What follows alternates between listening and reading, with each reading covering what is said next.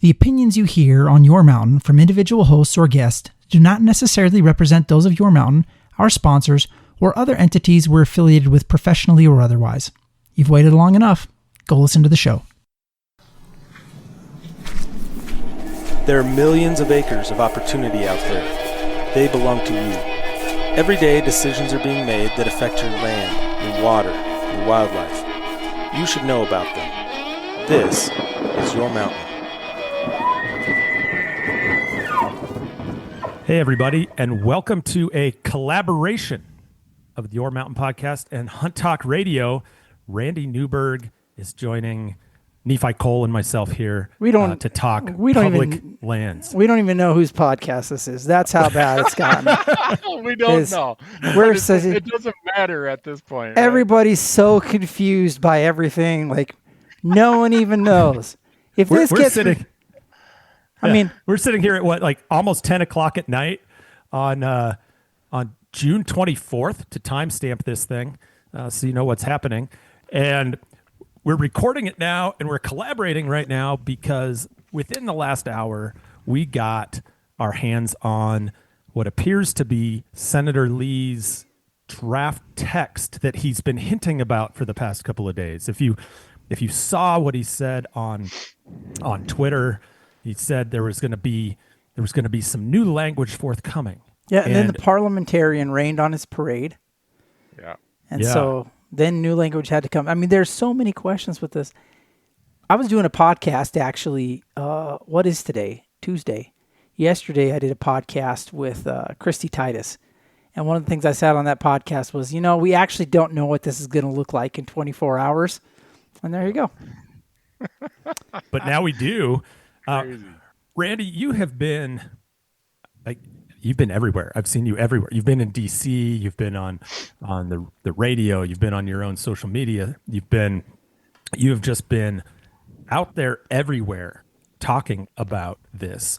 Do you have Amex? Before we dive into the language, do you want to just do a quick recap of I can't imagine that nobody knows what's going on, but there has been enough happening with the parliamentarian weighing in and things that it might be worth a quick recap of the last week before we dive into Good luck with that, Randy. Good luck with that. For a guy who has in a paragraph hour to say hello. The quick and dirty of this is Senator Lee issued his markup, if you want to call it his, chairman of the Senate Energy and Natural Resource Committee, and he didn't give any of the other senators the input. He just dropped that Wednesday, June 11th, I think. I happened to be going to D.C. a couple days later just on this bill. Well, I had no idea it was going to blow up this big. Anyhow, he has an awful lot in there. Definitionally, I'm going to leave that to the attorney, David. Okay. The summary is it was going to sell low end 2.1, 2.2 million, possibly in above 3 million acres, mandatory Forest Service BLM, blew up. It is blown up in his face in a way that I'm sure he never expected. And so the Senate Parliamentarian this morning issued that, hey, you're trying to sneak a bunch of policy stuff into a budget bill. Get that out of here. Well, he must have knew that was happening because yesterday he put out a flurry of tweets and other stuff. Oh, I hear you. Oh, I'm going to change this. I'm going to change that. And so we've been waiting all day today to see the changes, and we have them. And he's hoping that he can sneak this through and get this passed and attached to the big, beautiful bill that the Senate says they want to vote on by the weekend, which we're Tuesday night. You think it's practical that they're going to have this thing together by Saturday? I mean, even if they do, and they might. I mean, the House surprised me with how fast they pulled things together. When it looked like it wasn't going to happen, they pulled it together. I sort of expect the Senate to do the same, but it's this middle of the night, throw something out there and then give the public no time to respond to it, and then it's going to be voted on in 48 hours or something like that. And the consequences of this are dramatic. Immense. And if you think that the change, we're going to walk through this, but if you're listening and you think, oh, he told us he was going to really, really shrink this, and it wasn't going to impact a lot of lands. I got news for you. Yeah. And I know we've each only had it in our lap for 45 minutes, probably. I see Nephi over there. He's still scrolling through it. He's either really intense and going to memorize it chapter and verse, or he's just in disbelief. I know. I'm looking like I try and conceptualize it, because that's the problem. Like, I'm trying to wrap my head around it, and so what I do, this is just how I work, Randy. Is what I do is I start pulling up like maps and communities and everything, and like reading through the language. I'm like, okay, well, what would this mean here? What would it mean there? And then I start throwing numbers down, and I rarely go to those numbers because they're not going to be exact. But I just want to try and I just want to understand it, and it's really hard for me to understand without trying to do that. Well, let's try and understand. I'm going to run straight down from the top. We'll just take this section by section and react to it in real time as we're digesting this, right? So first things first, right out of the gates. If you remember the first bill, he proposed 0.5% to 0.75% of BLM lands and Forest Service lands to get that 3 million acre total. Yep. He's dropped the Forest Service. So right now the bill only applies, the new revised language only applies to Bureau of Land Management lands. Yeah. And Montana appears to still be exempted. It still is. And when I met with Senator Daines last week, he did not believe, he thought that Montana was going to get thrown back in, I guess is the way you'd say that we weren't going to get any special treatment. So it's interesting to see that we're still in there. Well, to be clear, you may still get. Oh, go ahead, Nephi. Daines didn't want Daines. So Montana is clearly like this is a clear no for Montana, but there was probably some strategy in, and it wasn't the Montana group that said, yeah, don't mess with us. It was a strategy from somebody else that said, hey, those Montana guys will get really fired up about this, so just don't touch them. Is that fair? That's fair. I mean, every side of it, when I was back there this week or last week, I asked both sides, how'd this happen? And the summary is that Daines and Lee tried to get together. Daines wanted something that, hey, what's the problem you're trying to solve? Maybe we can work something out. They couldn't come to a conclusion, and Lee kind of took his toys and went home and threw his sucker in the dirt, stomped his feet, and then on a week later came out with this proposal, this markup that carved Montana out of it to make it look like that Daines was in on this. And Daines wasn't. And you can talk to people on all sides, and they're like, no, Daines just got the bad ride here from Senator Lee on this one. Yeah. Isn't the reason, you may or may not know this, Randy, but it strikes me as Senator Daines helped deliver the Senate for President Trump. Right. Correct. The Republican he led the Republican Senate re-election committee last election cycle, and he's got a lot of connections now because he delivered them a Senate majority. And that built him some political capital that he could burn too. So if there was something really, really important to him that he needed out of this bill, he could probably go ask for it and cash in some of those chips he burned. But if you're carved out, if your state is carved out of that part of the bill, it's a lot harder to burn that capital if your state's not impacted by it. Right. You go to, let's say, Senator Risch in Idaho, and you're trying to recruit him to the Montana cause. They're like, look, Senator Daines, it doesn't affect your people. Why are you making a big stink about this? So it was a strategy by Senator Lee to try put the Montana delegation in, on the sidelines or in the penalty box or whatever. And I guess we're going to see if it worked. So the next thing I'm going to jump to here is the actual land for sale. Right. So, because that's kind of, as we're going straight through this bill, that's where it goes next. So and you're going to love this, Randy. I did math. Did you? Let's see if you're I got math.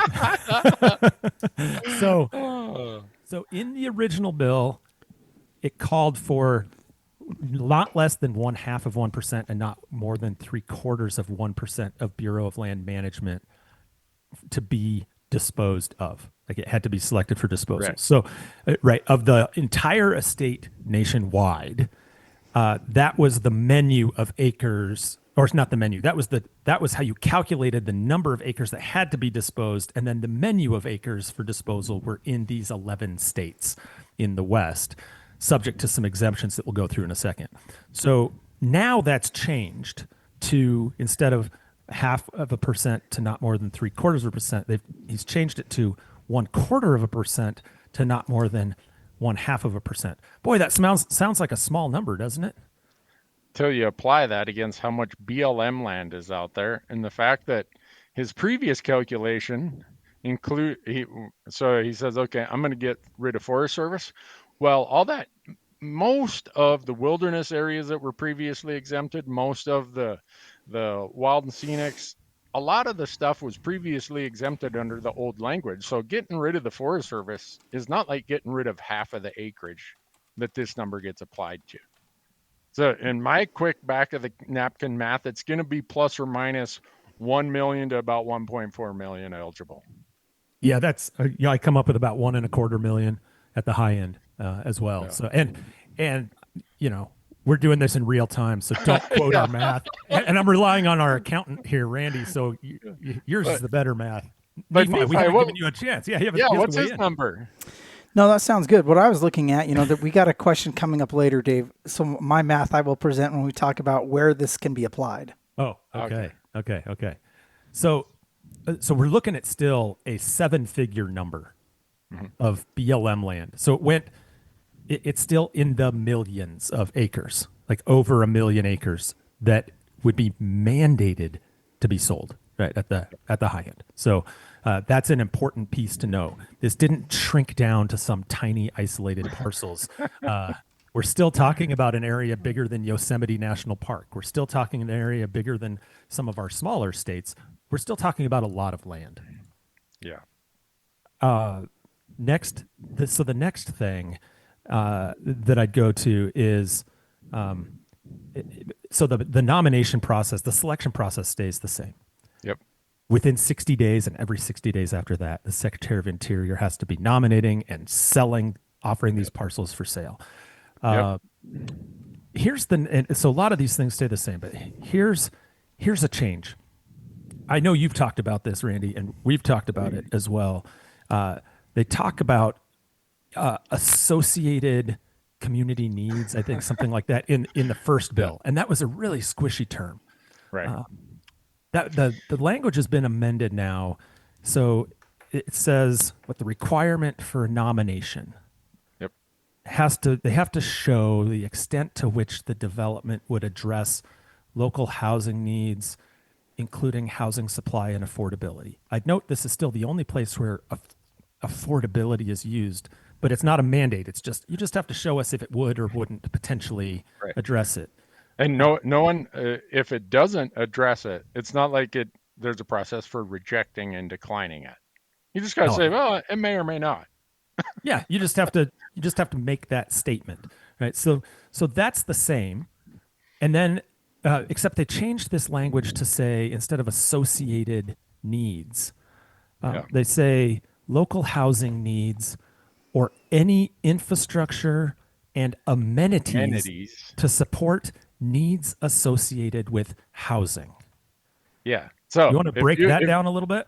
Well, for me, the first thing I think of is, we got a place out here in the wilds of Wyoming or Montana doesn't have a golf course.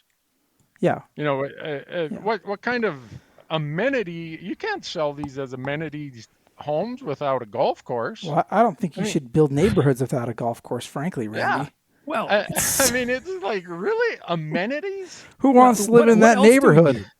What else do we need? Like, I look at it. So I thought the same thing, and then I thought also, the other thing we need are jobs. Yeah. If we're going to build houses and invite more people into our community, we need jobs for those people. And you need a little soda shop where you can get the sodas. You need a Starbucks. You need gas stations. You need grocery stores. You Maybe need a that Freddy's employment is a big data center. Freddy's. There you go. Yeah. I stick by my statement here. The administration has said they want to use federal lands to build data centers. Right? Well, So how would amenities not include data centers? And also, I'll take it even a step farther. You need infrastructure and amenities. You mentioned a golf course. Golf course needs one really important thing that also all houses need. It's water. Which would be water. No, but here's the question I have about this. So there's a requirement that this within 5 that this occur within 5 miles of. Well, you're getting way ahead of us, Nephi. Okay, we'll wait. But since you brought up water, right. I want to know if I'm going to do a 100-mile pipeline. What's the nexus? That's what I'm concerned about here. It's like I want to try and we'll get there later. Yeah. So to me, again, just like the last version he had, there's no definitions really of anything. There's like some marketing language in there that he can point to say, this is what I'm trying to do. But I'm not an attorney like David. I'm not a smart guy like Nephi, but even an accountant like me can look at that and say, I pretty much can go and nominate. And I can find a nomination reason for virtually any parcel of BLM in Montana. Well, Montana's exempt, but in Wyoming. Yeah. Under this language. Tell me what wouldn't mean the term is any infrastructure and amenities to support local needs associated with housing, not to support local housing, but just associated with. So you put enough conjunctions and other pieces in there, it's like there's no sideboards here. I mean, the way I'd describe this a little bit is it's sort of like a word salad that's got E. coli in it.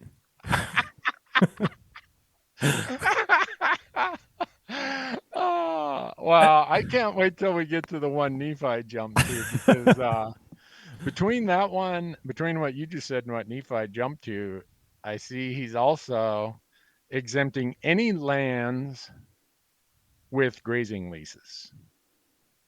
He is. Let's talk about those exemptions for 1 second. Yeah. I'm going to back up for 1 second because he also exempts federally protected lands. And you were talking about this just a second ago, Randy, about the impact of these federally protected lands probably on the impact of Forest Service lands availability relative to BLM.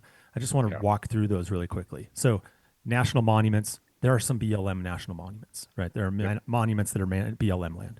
National recreation areas, I don't know about that. I think those are managed by the Park Service largely.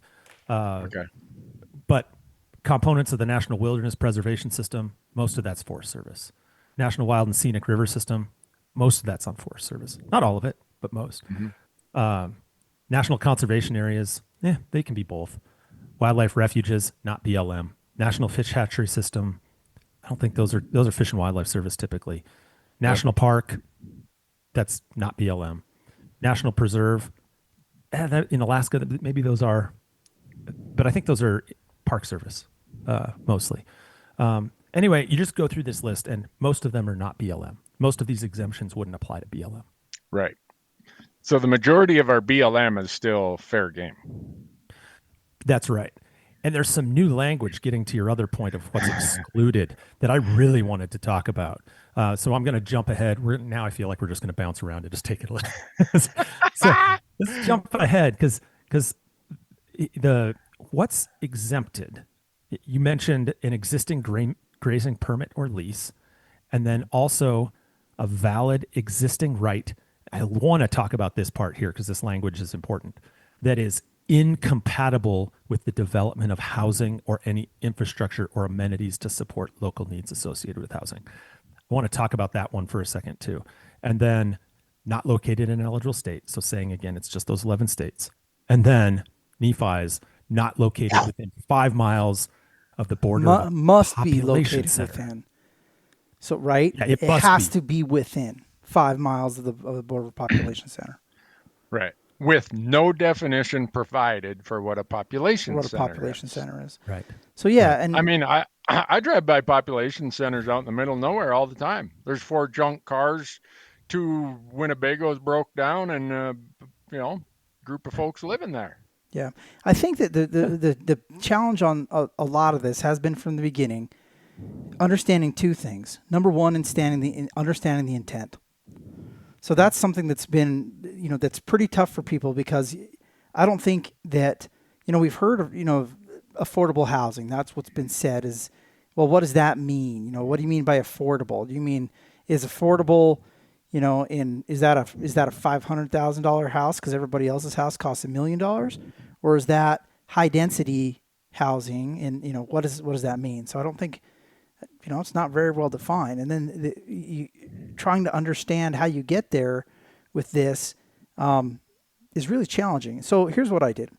So I pulled up everybody's favorite mapping program, Onyx Maps, and I immediately started looking for, okay, now we're not looking at Forest Service anymore. So give me some BLM lands in the West, and let me look at some population centers and say, like, okay, what could we be talking about here? Is this, and here's the challenge, right? The challenge is, does the intent match the content? Because we're all running with this assumption that, like, this isn't, the bug is kind of the feature here, right? The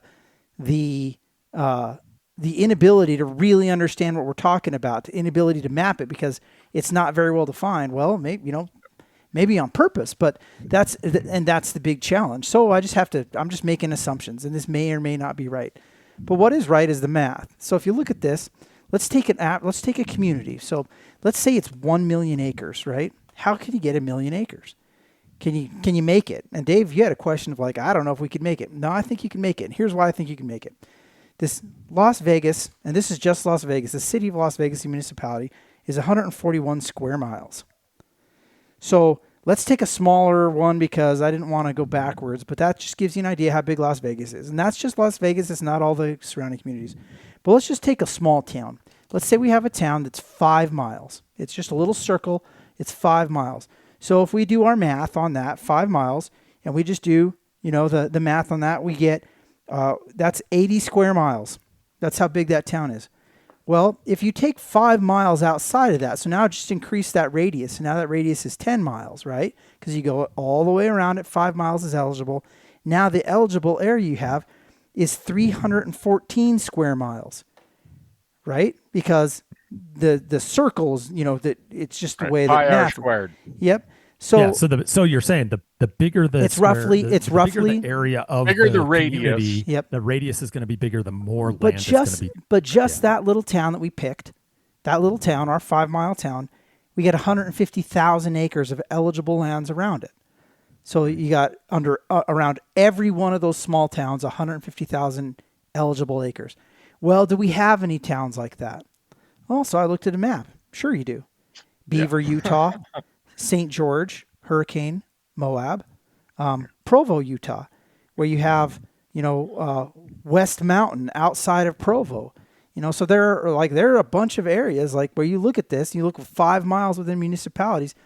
All you have to do is look at Utah, and you can see that there's some spots where, if that was your intent, you can see where the numbers, where you could fill your numbers. It's just interesting. And part of the challenge is this, some of those communities may have real needs, but we have no idea whether that's the target. It's open enough that you really don't know. There's some other language in here about checkerboard and, parcels that are, with the tough access and things like that, they're just not the same thing. These things are not the same thing. So working on, maybe you need housing in St. George, if that's what you're talking about, and the other thing that's really interesting about this, and this is where I actually have a bigger question, Dave, when we talk about can you get there with the acreage, is this. Why is BLM land? We all know this. We know why. Because nobody wanted to live on it. Why? Yeah. Because it had no water and the soil was bad. It was garbage. It was steep. It was, it was not suitable. Dry, it was desert. not suitable for building something on, because in the West, where something was suitable for building something on, people built on it. And so one of the things that's really unique, I think, is when you start, let's just dive into to St. George and look at what's close to St. George. When you start looking at the lands close to St. George or close to Moab, when you look at BLM lands in those areas, you start to get into areas that are, this is not, an easy place to build. And it just, this is just a really complex issue, very complex for somebody to spring on you quickly, and just say like, yeah, we're going to do this. It's not an overnight fix. There's also the question of, you talked about that maybe there could be enough acres available, but you have to have the people that want to buy those acres too. You're requiring that these acres be sold, yet you don't actually know that there's the demand to purchase them. And you don't actually put sideboards on it to say this has to be for high density or residential housing. It could be and by the way, it still doesn't prohibit foreign corporations, foreign governments, big landowners from acquiring all of this stuff. Maybe a landowner just buys up, or a corporation buys up all of this land within 5 miles of a community, or nominates it anyway, and then builds a house on it, turns it into, their paradise or whatever it's going to be. Whether it's one house or 100 houses. But that's my point, is there's no sideboards on how the land would be used. There's no evidence that number of acres could actually be sold, yet there's a mandate to sell it. And I don't mean that it's available. I mean that there's a market to buy it in the time frame they want, that they're requiring it be sold. And you could put let's take St. George again, or Moab, where you could say like, yeah, we're going to dispose of these lands. And again, there's some phenomenal places that I would like to put a cabin. But you're not going to put an apartment complex there. And so it creates some unique challenges. And I think that's, I talked to, I'm not going to mention his name, but I talked to a staffer for a Western governor who was having a real challenging time with this, because that staffer was saying like, well, we do not like the way that they, federal government manages stuff sometimes. And, there are parcels, where, well, maybe we do want to see something like this go. And then the challenge is, again, the intentions of a lot of people, everybody may have the best of intentions. The problem is the content has to match the intent. And if it doesn't, the problem is if your content is a little bit off on something like this, 10 years from now, it doesn't matter what the intent is of the guy who had a great intention tomorrow, because we have to live with something like this. You have to live with it long term. And when you run a proposal like this, there is a way. The federal government has outlined how we do land disposals and land sales and those types of things.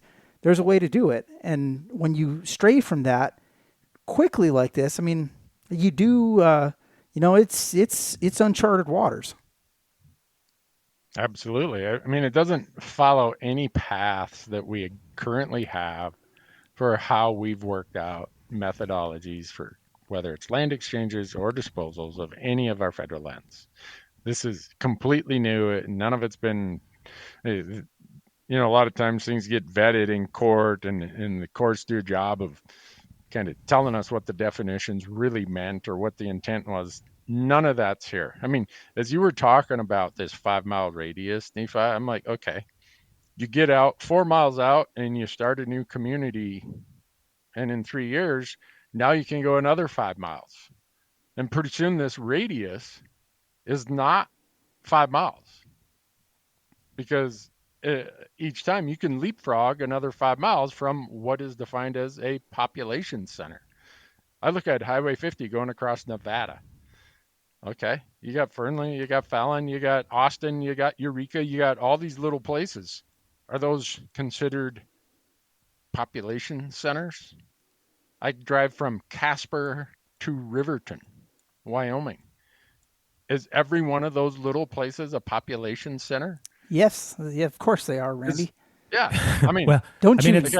That all the discretion is within the secretary under this to define what a population center is. We have no idea under this bill what a population center is. Yeah, I just think about, okay, I'm gonna leave Baggs, Wyoming. I got that. I get to Crescent Junction. Well, and then I get to Rollins, and then I get to, Muddy Gap. Yeah, and then I get to Hannah, I get to Medicine Bow, I'm going to go back to the interstate, I'm going to go to Elk Mountain. The number of places where a 5 mile radius, in other words, a 10-mile 10 miles total across. circle, Yeah.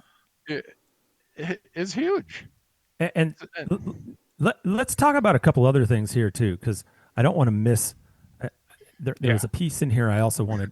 I just wanted to make sure we didn't miss, and then I really want to talk about what a hunting amenity is. Well, that's why I saw that. I'm like, what the heck is this? Never seen that before. I know, but let's get to that in a minute. One of the things that's exempted from sale is a BLM land that has a valid existing right that's incompatible with development of housing or any infrastructure and amenities to support local housing needs associated with housing. That's a lot of words. What does that mean? Here's the thing, and this is the thing, the first thing that popped into my mind. And this is how it's maybe a little different from the prior bill, the prior version. It maybe opens up more acres than you might imagine that might have otherwise not been. If you have an oil and gas lease, for example, on a piece of property, but you could access that oil and the subsurface minerals from a different parcel of land, there is under the way this is written, it could be compatible with that existing right to put a housing development on that parcel of land and then access the mineral rights from adjacent land with directional or horizontal drilling. That happens right now along the Front Range of Colorado a lot. It happens here in my part of Wyoming. It's at one point I had a company offer me $30 to do some seismic testing in case they accidentally damaged my foundation. I'm like, well, I'm not signing that contract. But the point is, there could be an opportunity here, even if acres are under lease for oil and gas development, for example, to be able to say it's still compatible to have that development and put housing on those acres. So the mere existence of a lease there under this new language doesn't necessarily make it exempt from sale. Yeah. So that's another piece I just wanted to point out. I see they left it in there that if these do go to auction, you or I, if we're not the adjacent landowner, we're limited to 2 parcels in an auction. Mm-hmm. Adjacent landowners have no limit on the number of parcels they can buy. So my mind, whether I'm drifting or not, goes to, well, you want to get rid of a lot of checkerboard. If you're the landowner, you're Iron Bar Holdings, you're like, I can buy every one of these parcels because I'm the adjacent landowner. Yeah, and I've got a bunch of houses on this thing, so I'm a community or whatever that word is. Elk Mountain, right, Dave? Yeah. That's a legit community. I mean, there's a subdivision on the side of Elk Mountain. That's exactly right. And so all I would have to do is give up my grazing lease, which nobody's going to buy. Nobody's going to buy those leases because it's in a checkerboard. State's not going to want it. No other landowner's going to try and buy it. So I can relinquish those and then nominate those parcels and just buy them. And they're still in this bill.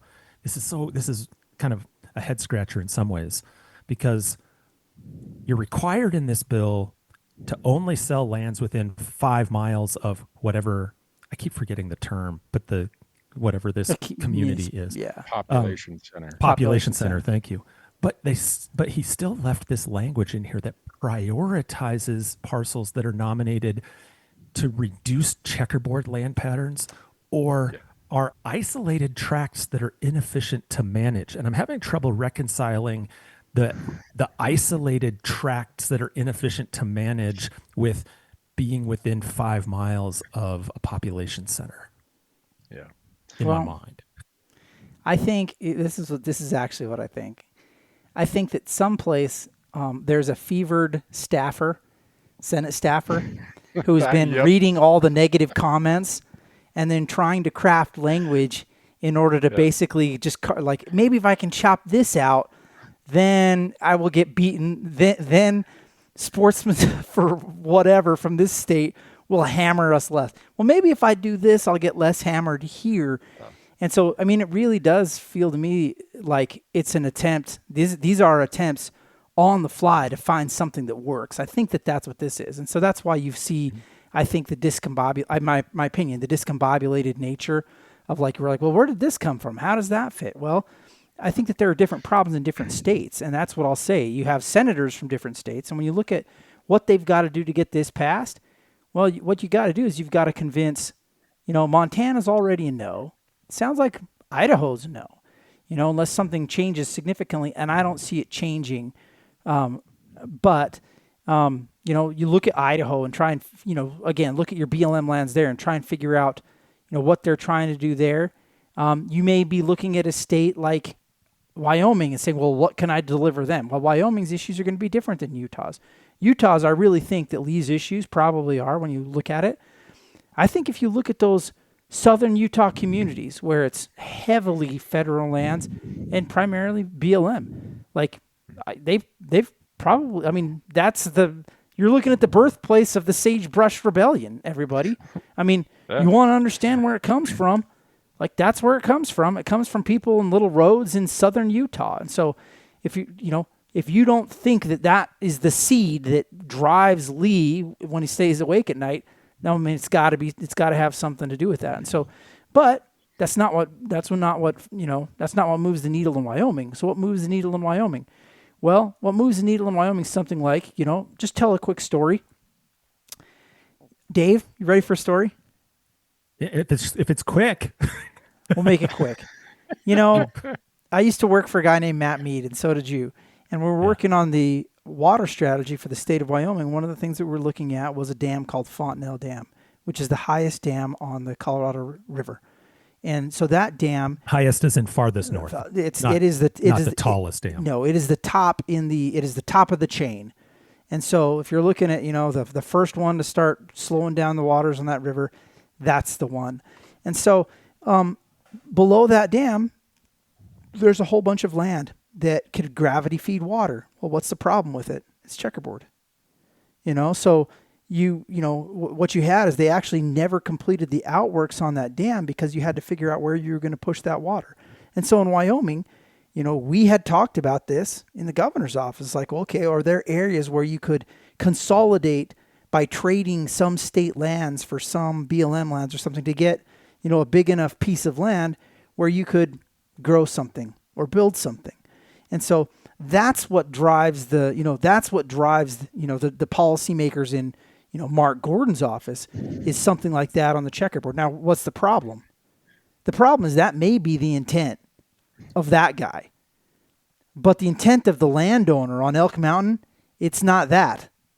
They could care less what the good intentions of the community builders are. And so when you have, again, a bill that you bring out like this with, that's moving on the fly where some staffer is awake at night trying to make it work, like, you have real danger that the content of that bill, it doesn't matter what your good intentions are. This is moving so fast, like, what are you going to do? I agree with you 100% on that, Nephi. As someone who's read tax legislation for 35 years, and you get proposed tax bills that come out, very seldom is the first draft of it something who has applied these tax concepts in real life. And so a bunch of CPAs get the draft, the AICPA gets the draft, and they're on the phone to the Senate Finance Committee like, who in the heck wrote this bill? Do they understand what this really does? And usually it takes the better part of a year to get language defined enough that people say, okay, I think we've covered and matched, as you say, the intent and the content. Yeah.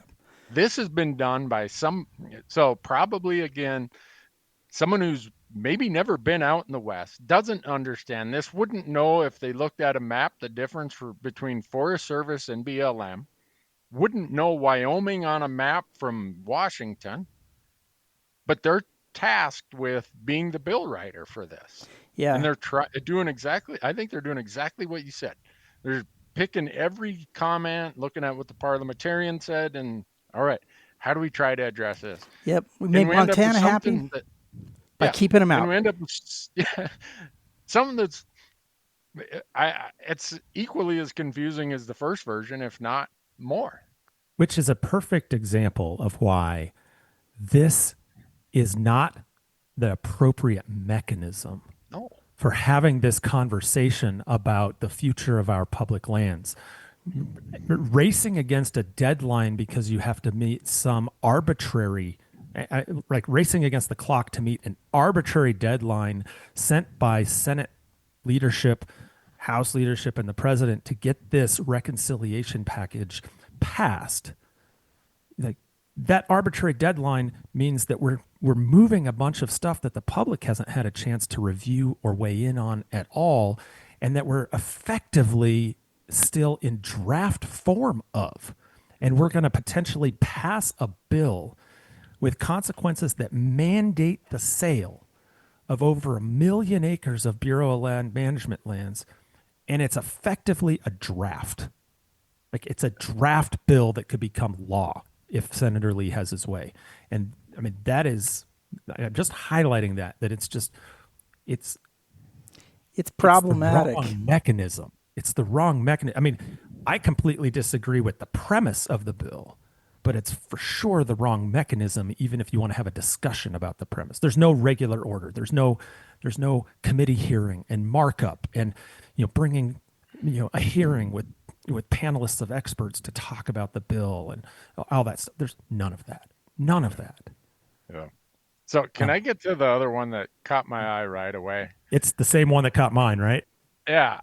10% of proceeds, it used to be 5, 10% of proceeds shall be used, A, for hunting, fishing, and recreational amenities on Bureau of Land Management land in the state in which the tract sold is located, and to address the deferred maintenance backlog on Bureau of Land Management land in the state in which the tract sold is located. What the heck is a hunting and fishing amenity? I'm so glad you asked that because I polled a couple of friends and I've got some answers here that I'd like to share with you. I know what I think it is. So I asked some hardcore hunters, like, what do you think, that have read this bill, that have read this amendment? I said, what do you think? And here are a couple of the answers I got. One of them is, free AK-47s if he brings back the Freedom Zone language. Also giving us all fillet tables and pluck-a-ducks on federal lands. Here are a few more. I've got a tent with Gatorade fully staffed and with an ice maker, maybe a tag and drag, a Make Hunting Great Again t-shirt maker, a bar that only serves you if you are successful. Everyone gets their own guide paid for by the feds. A kiosk with whiskey in it. A balloon animal station where they make mule deer. It's I've got.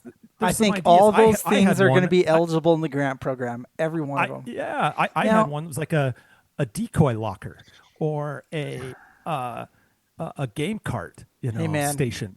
I'll tell you what. The limit for all of our amenities. I'm on board for all the amenities. Here's the problem. The problem is how you're getting the money for them. Because they sound great to me. I would like a pluck-a-duck, Dave. I'm not going to lie. Go ahead, put one in. I'll use it. But here's the thing, right? This is just fascinating to look at, right? Because this showed up new, right? This is a new thing. Right. What is this? This is an attempt to talk to sportsmen and say, hey, look, we know we're making you really mad. Can I give you a pluck-a-duck?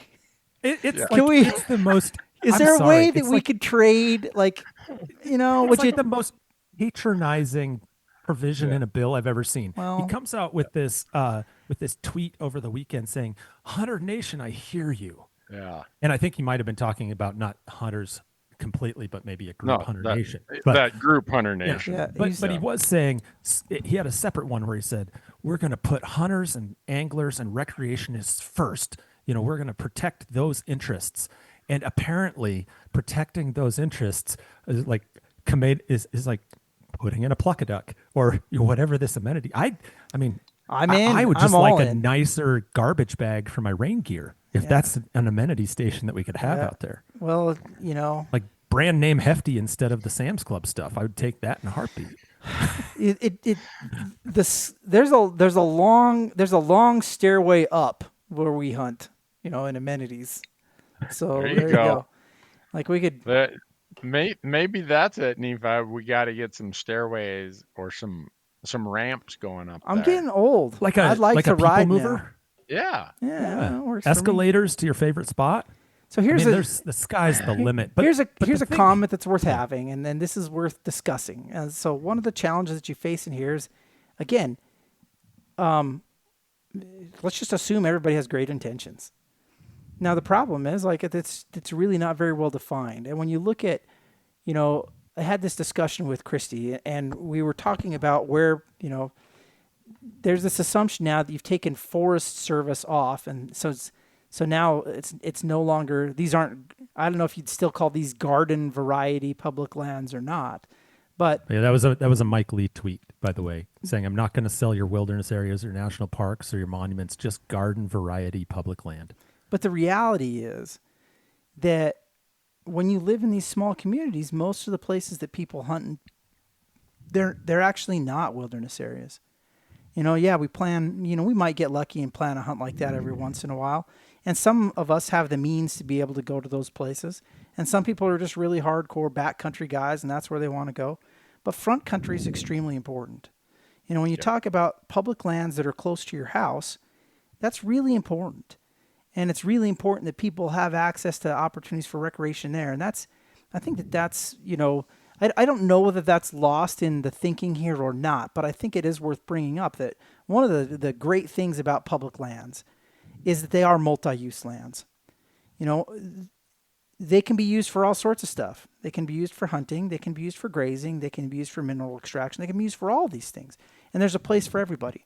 And the challenge is once you allow it to become one thing becomes the priority, well, then it's not really multi-use anymore. By definition, there's some other priority to that land. And that's the real challenge is you have to decide okay, well, if you think that one use is that important to sell it to, whoever for that one use then, what are you pushing off to the side? And I think the sportsman's community was immediately vocal about it, and that's great. But, those other communities have to be concerned about that too. The livestock community, the ag community, frankly, oil and gas, everybody should be wondering, okay, well, is there still a spot for me on what used to be multi-use lands? And that's, again, a question that is left unanswered. And, I think if I could get inside that staffer's head, here's the challenge. We saw this a whole bunch, Dave. It was part of how our boss decided that, we embraced the right way to do public policy was you had to do it in broad daylight.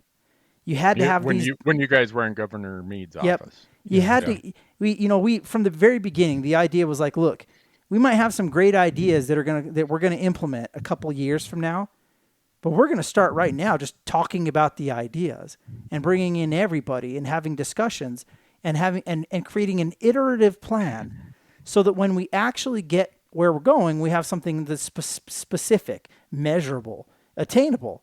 It's relevant, and there's a time stamp on it. And if you don't go through that process, then it ends up being, frankly, that staffer's idea. And who's going to be on board with that? Well, he is.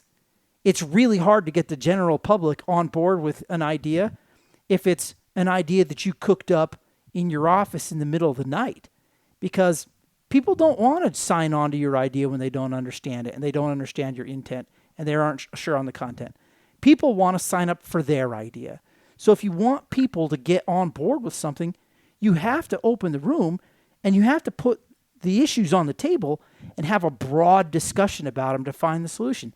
If you don't do that, then it's kind of a predictable buzzsaw, but that's what you're going to run into. No, that's the surprising part, but maybe not the surprising part is when you're dealing with something as complicated as public lands and the multitude of uses and people impacted, why somebody feels this is the methodology or mechanism by which to do it is really hard to isolate, other than they view it as a political opportunity that's probably not going to come their way for another 10 years or 20 years. And they're like, I'm going to do this. I'm going to push it through. We'll worry about the details later. Other than that, I've tried to think why didn't he just say, I want to do this in Kane County, Utah, and I want to do this and wherever in why don't we have like a version of the Southern Nevada Public Land Management Act? Call it the Southern Utah Act. Why don't we have something like that if this is really it? Yeah. Or is it ideological with Senator Lee, where the fact that he's signed on and supported virtually every anti-public land legislation in my 30 years of being involved? He has got his fingerprints on most lawsuits that he can without violating, some of his positions he's held. There is a track record here that is really hard for the average person to look at and say, oh, he's just doing this because he's going to solve a problem. When you do it this many times and you're willing to accept this amount of carnage to get your outcome, I'm sorry, I struggle to think it's anything but ideological with him. I totally agree. I don't know. I totally agree, and I think about it. My train of thought just left me. I hate when that happens, but I think about it. I think about it this way. So you're right. He's ideological. He has said that selling public lands or transferring, disposing them is a game of attrition for him, right? This is his mission. He's going to keep fighting and fighting and fighting. And the thing about this is he only has to win once. We have to win every single time. Yeah. And if you look at that math, he's like, I'll take those odds. And he's going to look at every opportunity to push that ideology and hope that one of these times he wins. You know, the worst part about it is that if you looked at this and you said, let's say you're a community, let's say you're one of these communities and you have been actually working with the BLM to try and secure some of this space and to try and fix some of these problems. And then somebody just comes in with a giant sledgehammer and just starts bashing on this issue. What do you think that does to actually being able to get if you were working on this and you were like, can you imagine now that you just mobilized all this bad energy and now it doesn't matter. You could have spent the last 5 years working on a plan to address this and be working it through. And now next time somebody says transfer lands around this community, everybody's going to lose their mind. And it will be a huge story, and you'll have a bunch of people come out against it. And because it doesn't matter.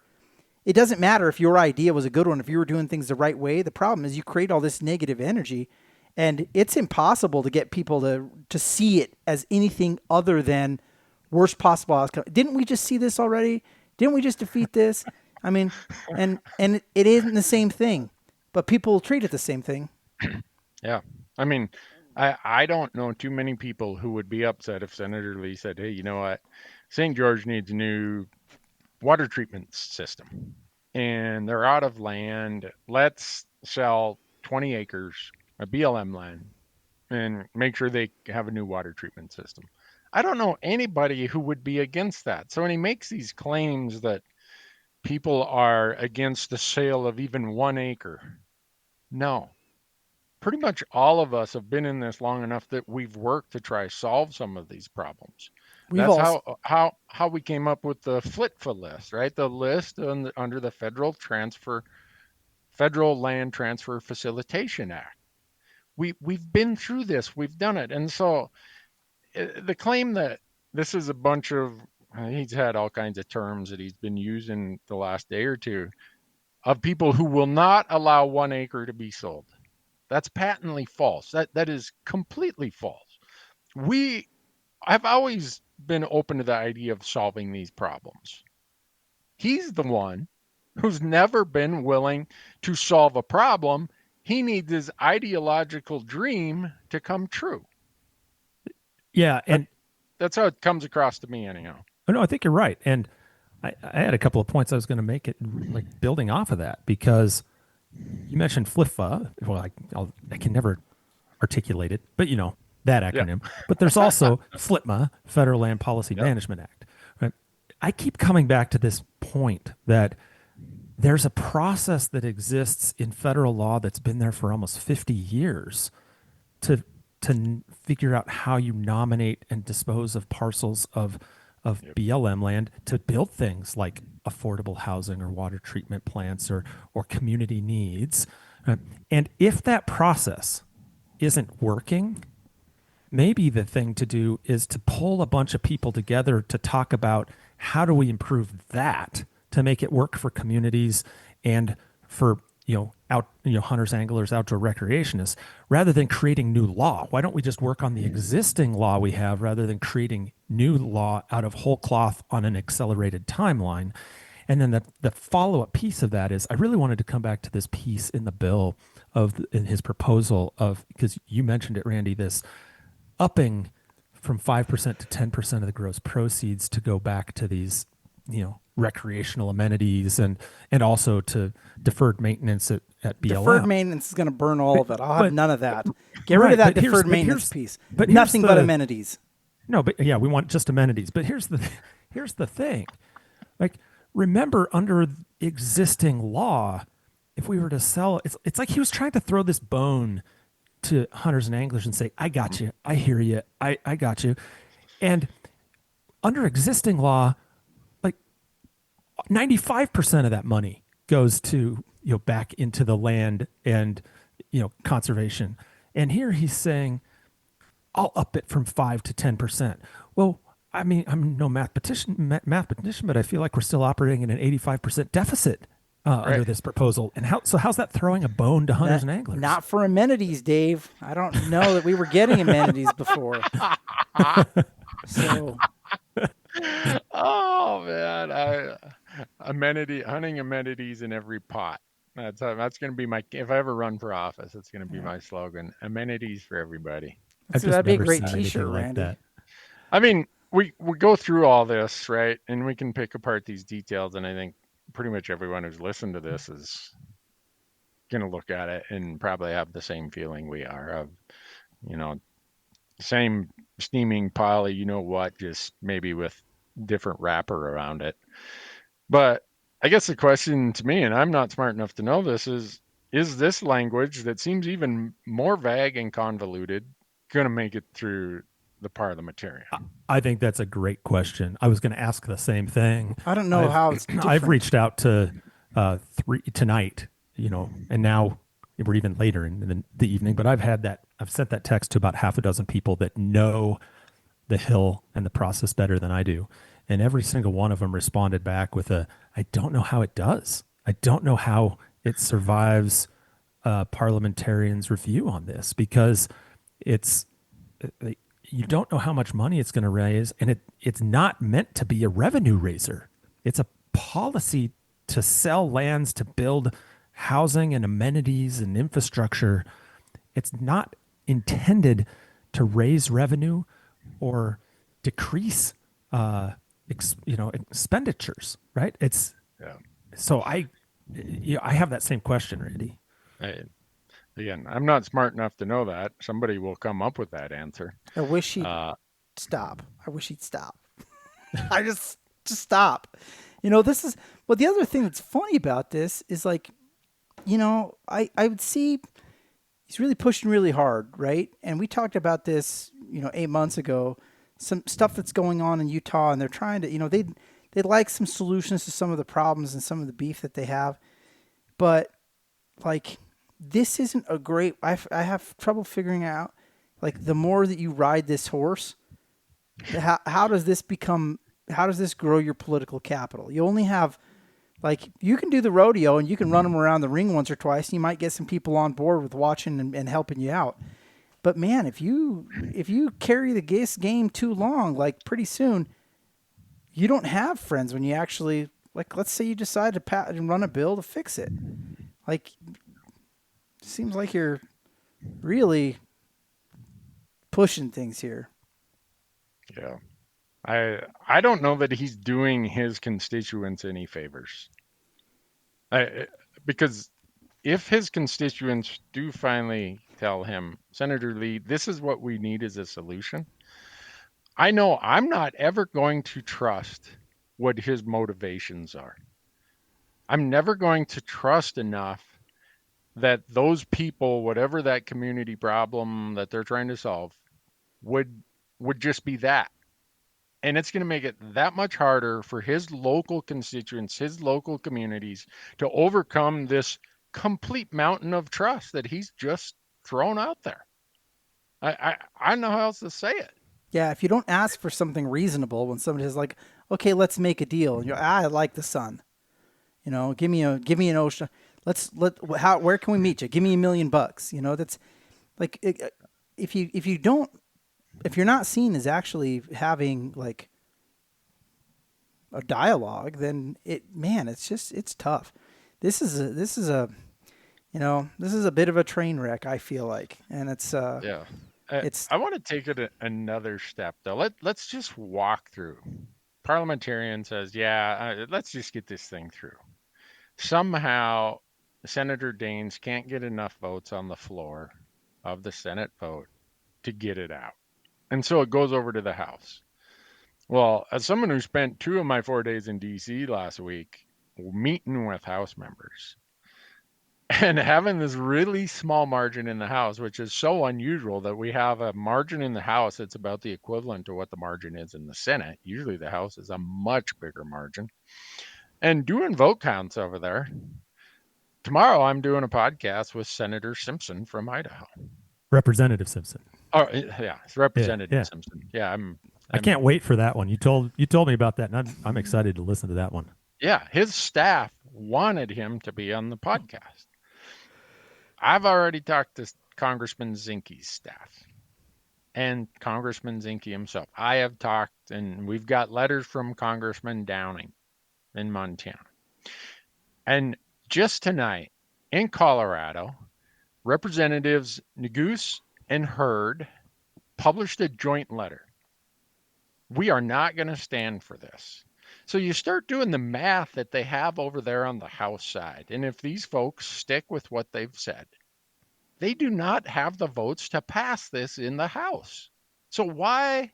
I'm just trying to be sane about this and say, all right, if I had no feelings one way or the other, why is he taking this strategy where he's endangering the big, beautiful bill that his president's not going to be very happy with?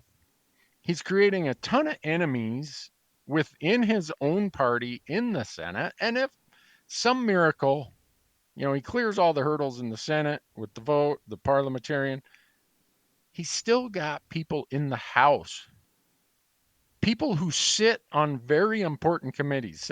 Congressman Simpson is not like some freshman legislator in the House. And he's going to throw this on their lap when they've already told him, don't send it here. Don't send it here. I don't get what the political calculus is. Maybe somebody does. But. Look, I'm going to give Senator Lee some props here. Mm-hmm. Here's what I'm going to do.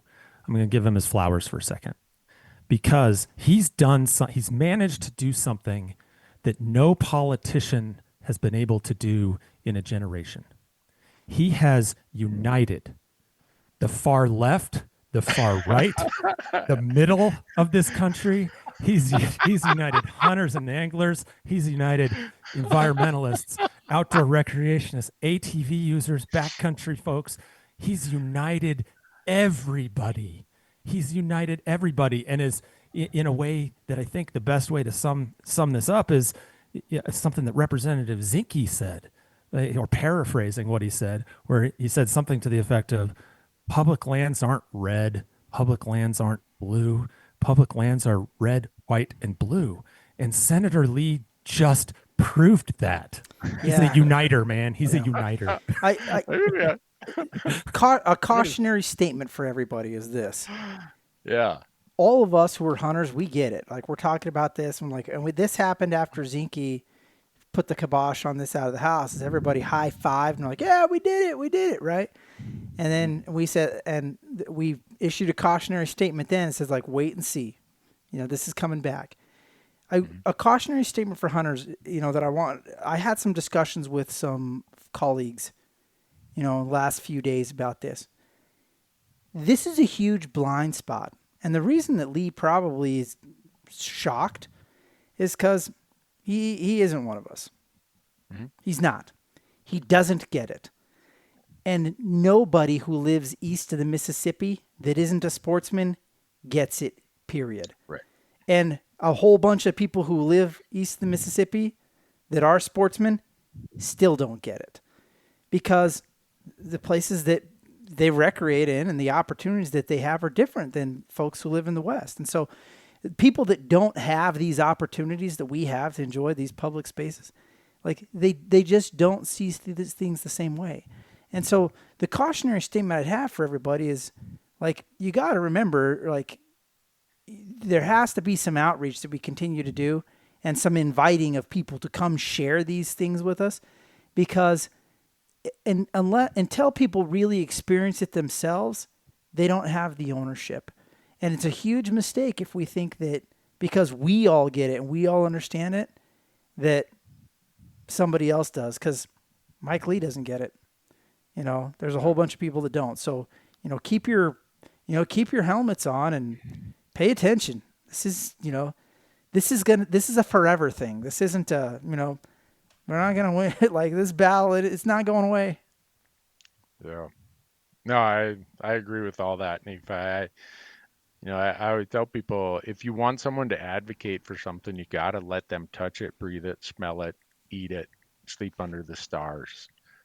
And then they will understand and they'll advocate for it.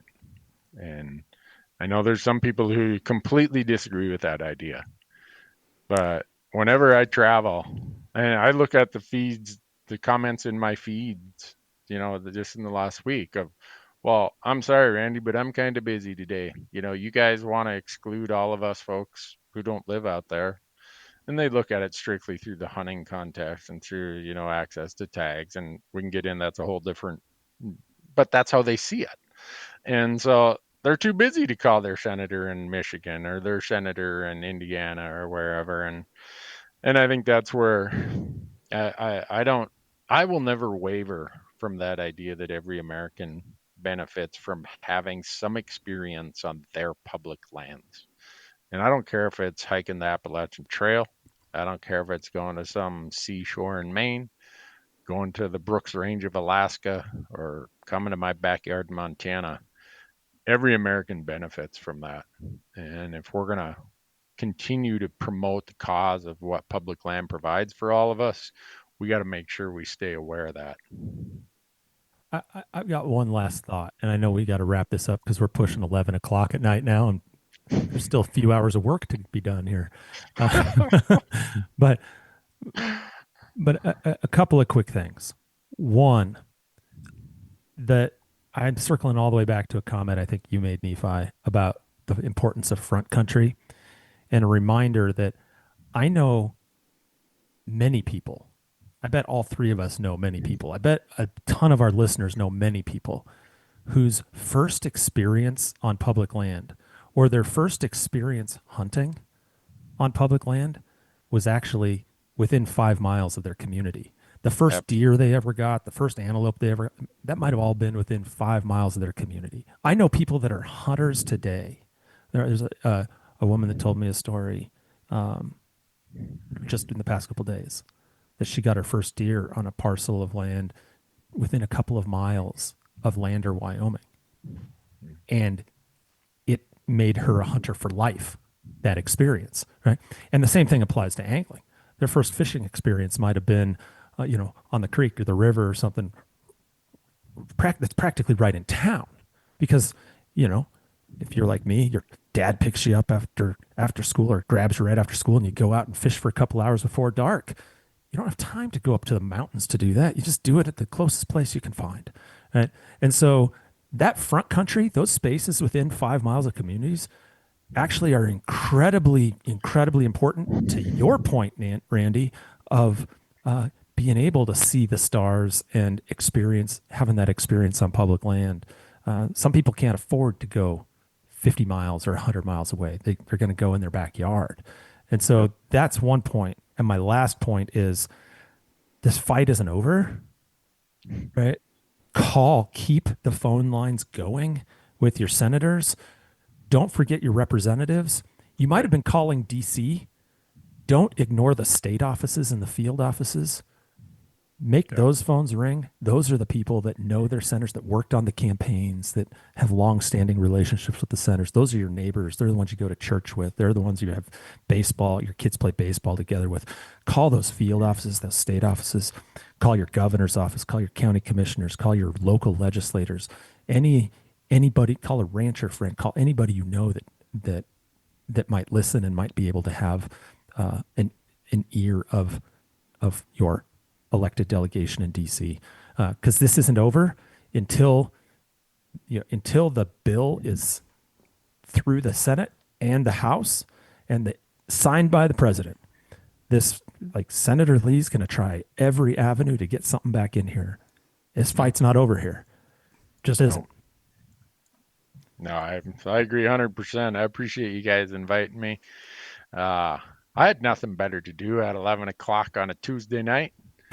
I'm so wound up right now. Anyhow, I probably aren't going to fall asleep till about 2 in the morning. And then Marcus, one of my crew, just texts me. He's like, "I'll be in the office at 6:30 in the morning. We got to do another video on this." So your dance card is pretty full. I can tell you, I certainly appreciate you jumping on late at night, and appreciate you collaborating on this. Appreciate everything. I mean, you've been a huge leader on this fight that our community's been going through, and I just can't thank you enough for all your leadership in getting the word out and mobilizing people. Well, thank you guys. I would say the most educational piece of content I've seen around this was the podcast you guys released, I think a week ago Friday. I can't tell you how many places that popped up, and it was so helpful because you took this, and you guys both having worked in Governor Mead's office, you know so much about this, and you brought it to a real understandable. You put it through a filter where people are like, "Huh, yeah, now I see what that says." And so you guys did. The amount of information you guys provided with that podcast was so helpful to this, because it all of a sudden, people got questions. I'm like, just go listen to this podcast, and it solves a lot of their questions. So I'm glad we were able to do it, guys. Me too. We should do it again under better circumstances. I can't wait for the next item. What do you think we'll get next? Well, we got the roadless area coming. Roadless road coming up. We got. Oh man, we're gonna have so much fun. Well, will you guys come help me pack my elk in Wyoming this year? Where's your tag at? Yeah, I don't know if you're willing to say where it is, but I'll. I'm not willing to say where it is. I know you said you got a good one. Yeah, I know you guys. For the first year ever, I drew a random tag. You residents don't have this random pool, random pool, huh? You guys have everything's random, but for us non-residents, I drew the one random tag. Well, I want to know. Unless you can drive to it, Nephi's not going to be of any help. All I see are pictures of him loading whole elk into the back of pickup trucks. If you want to eat elk, there's no better way to do it than I do it. So there you go, Dave. Like, you can chase. I like to chase horns, but when it's freezer time, why would I want to cut it all up in a backpack? But I am happy to help you pack it out. I'm happy to help you pack it out. I might take you guys up on that. I might even let you guys in on where it's at if you guys offer to pack it out for me. I'm happy to help pack it out. Well, maybe I got to be careful. How many miles? Seems are we like talking? A bad deal. You're like, oh, if I tell you where I'm going, I'll let you pack my elk out. That's a hell of a deal. I'll tell you the spot that you'll never possibly draw. I'm going to shoot a boomer of an elk, and you can pack it out. That sounds like a winning deal for us. Well, look, if it's more than a mile from the road, I have llamas. So I'm in. Now I'm in. Okay. Yeah. Because there's I have passed some really big elk, Randy. I'm telling you, because I was looking through the scope and I was like, if I pull the trigger on this elk, I'm going to have to pack it out. Nope.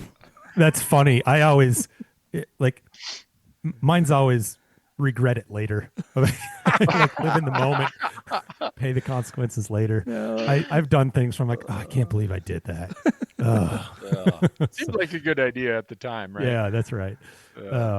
Well, guys, I'm gonna run. Thanks too. so much for all you do. Really appreciate you guys coming up with this idea. I'm glad we did it, and let's keep at it. Sounds good. And just to throw on our tagline at the end here, just remember everybody that life is about experiences. So go have one on your public lands.